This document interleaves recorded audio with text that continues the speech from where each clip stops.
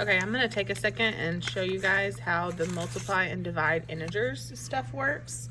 It's very easy. So all this is multiplying and dividing with both positive numbers and negative numbers. So the trick to all of this is to use this triangle. Now, you can either use the actual triangle that we put in your notes, or you can draw a triangle on your notes with one positive and two negatives, and it will always work as long as you put one positive and two negatives. Even if you don't put the positive on the top corner, if you put it like on the side or something, it still works as long as you have two negatives and one positive number.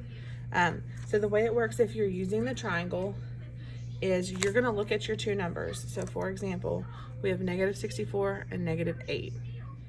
Both of these numbers are negative. So you're going to cover up on the triangle what you have. If you have two negatives, you're going to cover up this for negative 64, this for negative 8, and what are we left with? We're left with a positive.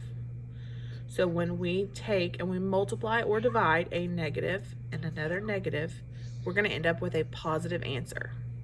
Then you just divide like normal. So 64 divided by 8 is going to be 8. And we know we're going to leave it as positive 8.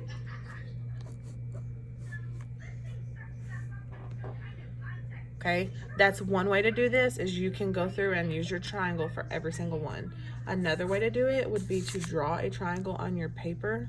And this is pretty common because whenever you're taking a test or a quiz, or working on it just on your own, you're not always going to have that triangle with you.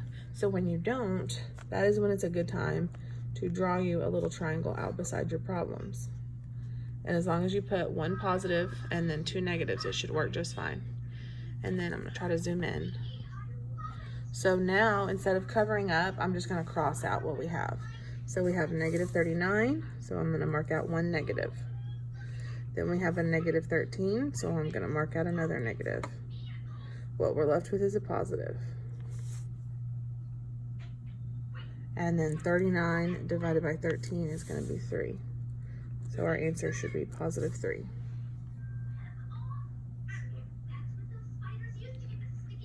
Okay. So I am actually going to skip down and try 27 times negative 3. And we know this is multiply because we know if a number is touching the outside of parentheses that it means to multiply. So I'm going to draw my triangle. And you can draw your triangle or use your big one. Now, 27 is a positive number here, so I'm going to mark out a positive. 3 is a negative number here, so I'm going to mark out a negative. And what I'm left with is a negative, so I know my answer is going to be negative. And then I can multiply like normal, so I'll do 27 times 3.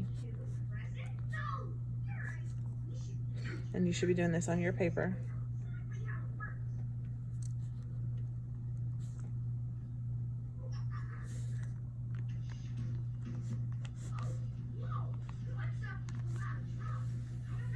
And we should end up with negative 81.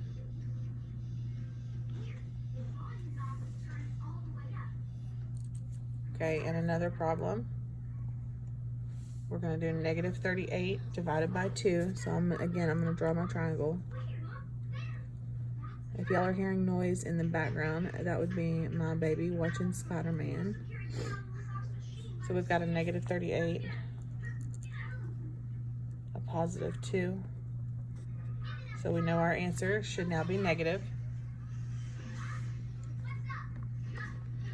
And then we can divide these numbers like normal because we know that a fraction means divide.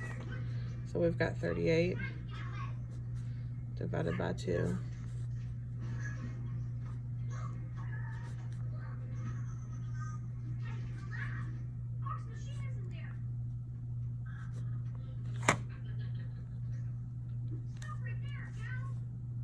And that makes our answer negative 19.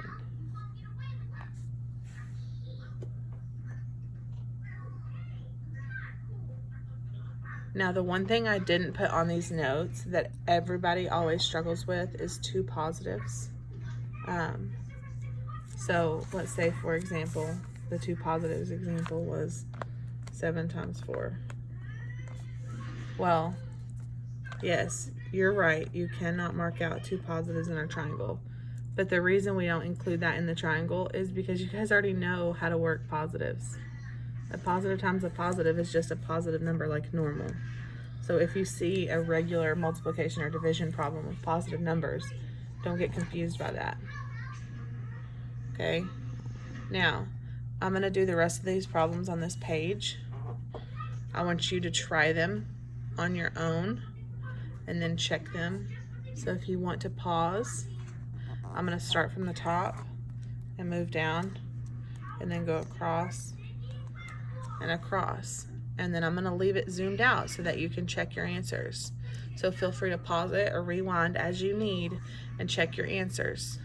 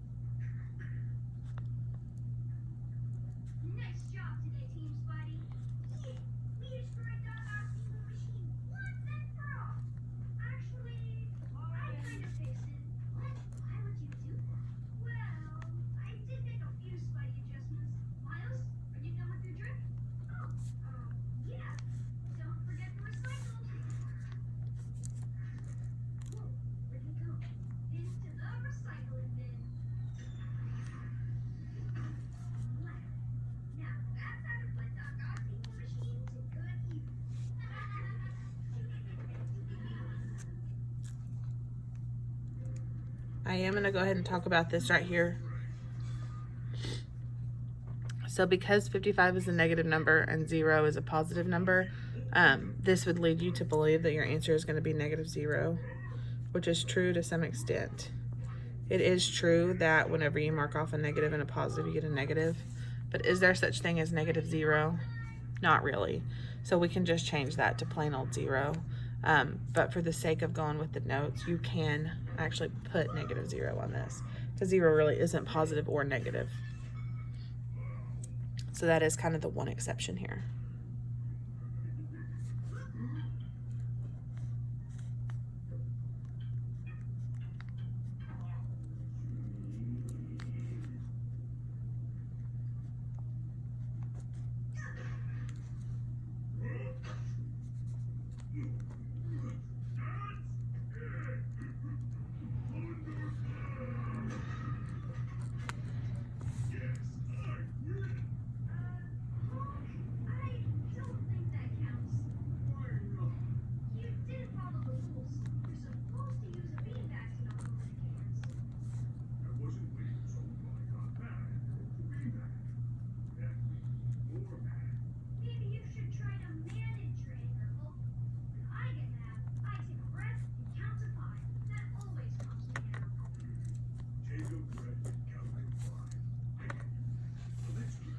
Okay, so there's all the answers. Like I said, pause it if you need to.